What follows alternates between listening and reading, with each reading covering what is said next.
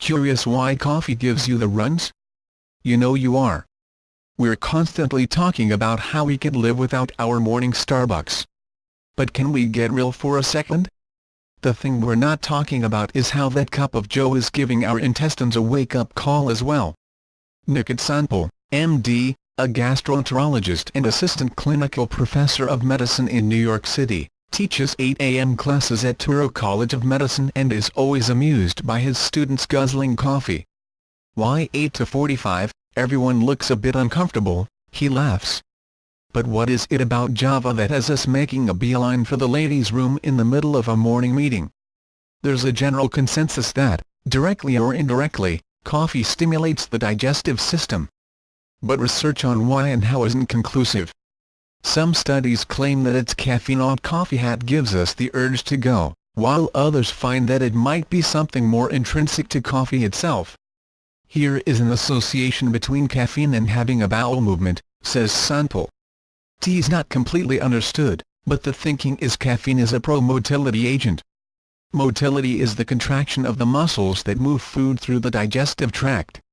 Sanpal explains that caffeine can act as a catalyst to your body's natural response to ingestion, which is called the gastrocolic reflex. The time you or I eat, your stomach stretches and sends a signal to your colon saying, "Hey, something is coming in, something has to go out," he says. The question becomes, is the urge to go an effect of the stomach stretch and gastrocolic reflex or a combination of that and caffeine? Here's what we know for sure, there are actually tons of neurons surrounding the digestive tract. The only place with more neurons in the body is your central nervous system, says Murray Orbeck, M.D., assistant professor of medicine at Mount Sinai School of Medicine. This means that our digestive systems aren't just sensitive to physical stimuli, they're also hypersensitive to chemicals that cause an emotional response. And ever notice how caffeine can lead to excitement or heightened anxiety? Tea is not actually the substance you take but a cascade of events that it triggers, says Orbeck. Tea is an electromuscular response to either caffeine or some mechanism the caffeine stimulates.